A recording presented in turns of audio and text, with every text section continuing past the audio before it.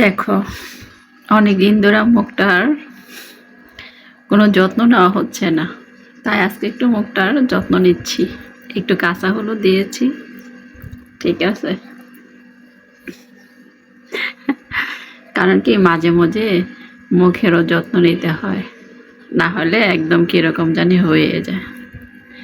আসলে অনেকেরই দেখি যে প্রতিদিনই যত্ন নেয়, কিন্তু আসলে আমার আর ওরকম যত্ন নেওয়া হয় না, কারণ আমি একটু ব্যস্ত মানুষ তো, আর আমি একটু অলস মানুষ, ঠিক আছে। তো আমি ভাবি আল্লাহ আমাকে যেতটুকু দিছে অতটুকুই যথেষ্ট, এর বেশি দরকার নেই, ঠিক আছে।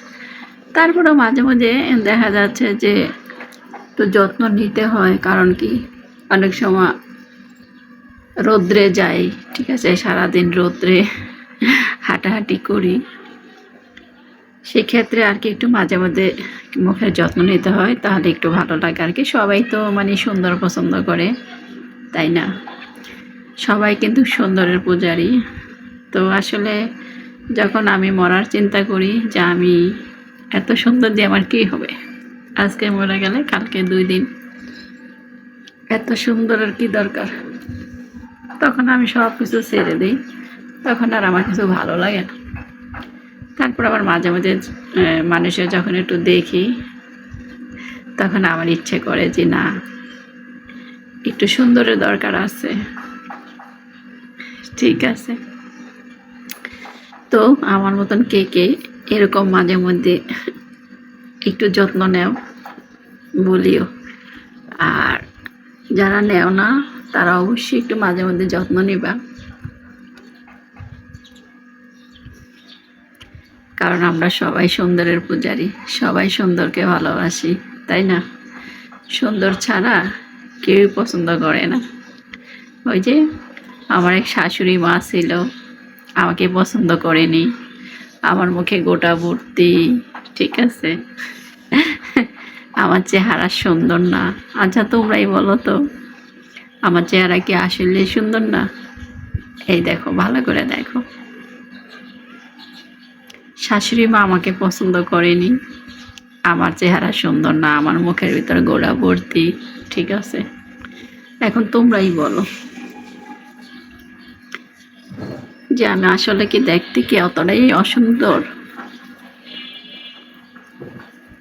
আসলে আল্লাহ যাকে যেরকম বানাইছে সে অতটুকুই সুন্দর, তাই না? আল্লাহ তো নিজে সুন্দর করে চয়েস করে বানাইছে, এখন ওইখানে তো আর আমাদের কোনো হাত নেই, ঠিক না? তারপর তো মানুষের একটা সৌন্দর্য আছে। আসলে আমি যদি ডেলি একটু যত্ন করি, তাহলে সুন্দরকে বলবো তুমি ফেল, ঠিক আছে। আসলে ওরকম আমি যত্ন নেই না, কারণ বিভিন্ন টেনশন, তারপর আমি একটু অসুস্থ, এখনও তো সুস্থ হইতে পারিনি। যেমন চিকনগুনিয়ার ব্যথা, কি ব্যথা আমি জানি না, সে ব্যথা লিয়ে কিন্তু আমি এখনও ভুগতেছি। তার মধ্যে আবার এখন খাইলে, আজকাল 2 দিন ধরে খাইলে আর কি সব মানে সাথে সাথে বমি হয়, বমি করে ফালাই দেওয়া লাগে। এখন এইটা নিয়ে আবার নতুন করে টেনশনে আছি যে এখন আবার হঠাৎ কি হলো। এখন হয়তো আবার ডাক্তার দেখানো লাগবে, ডাক্তারে হয়তো বলতে পারবে যে আসলে আমার কি হয়েছে। যাই হোক, তোমাদের সাথে অনেক কিছু বলে ফেললাম, তো তোমরা কিন্তু বলবা যে আসলে কি আমি দেখতে এতটাই অসুন্দর নাকি। সত্যি কথাটা বলবা, ঠিক আছে।